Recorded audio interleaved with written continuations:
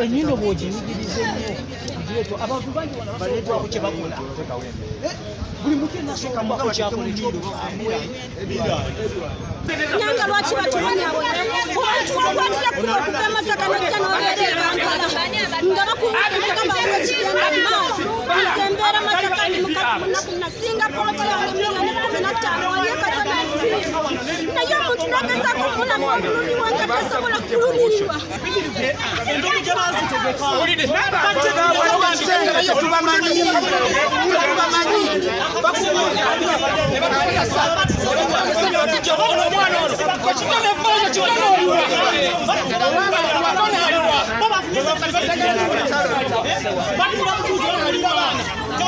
Uma tetuwandiisa bibiina.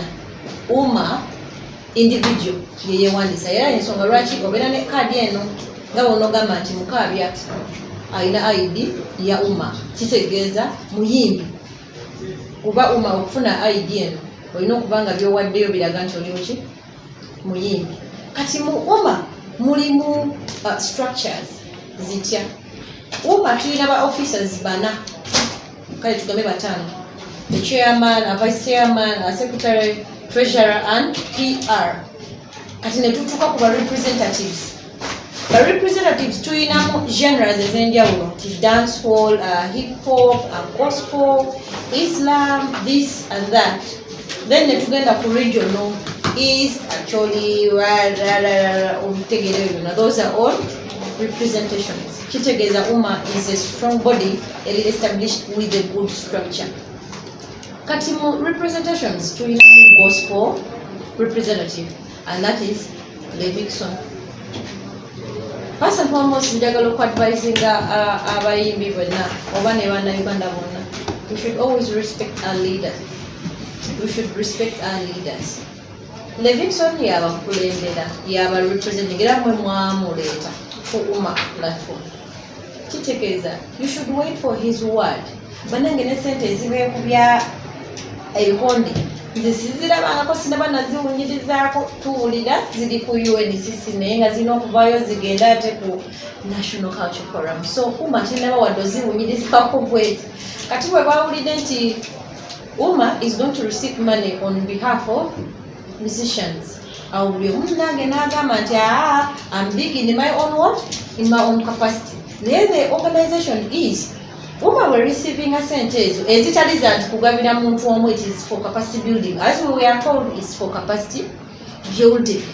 Tutuula badda kutuula tewali tusazeewo wabeerewo financial committee and audit committee ebeera nga forwardinga sente ezo bwe ziba zituuse ku account zigenda kutambula zitya kitegeeza bwe batuula ne bagamba tulina representations zitya gospel islam this and that atugamba hale Vixon ngojja tulina ba members bwe bati tulina mu groups bwe ziti nga ziteekawo you budget accordingly then what is not about Kasumbanga tulina ba matali bekana bwe bati balina organization so that is what is called a structure nga bonolaba nti government bwe bane budget bwe malogisa later mu ministries bwe maloita mu ministries ne kawansi paka wetuka ku parishes paka ku village iyo structure jetwagala eberenge etambula kugamba ebintu biberenga biflowing kuba esawe no uma is very much established all over the country bwe baba abantu balina 10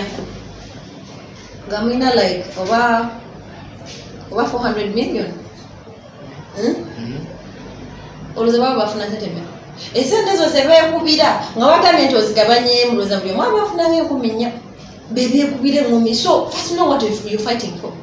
First and foremost, government yabagambye Ragadi yagambye tis a structure strengthening, capacity building. You just come up with your work plan. Be under the association.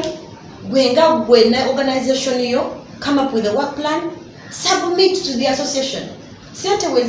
You read on that budget.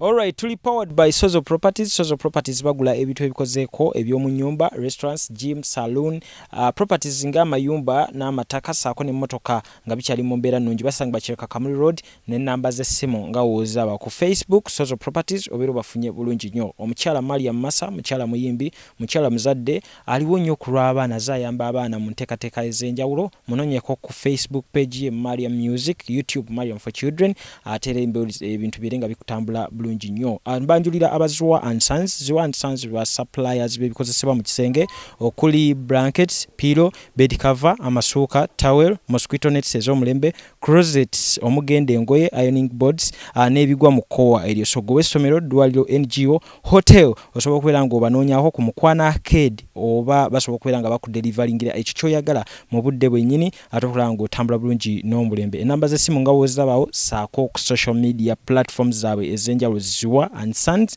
ku lw'ebikozesebwa mu kisenge eby'omulembe.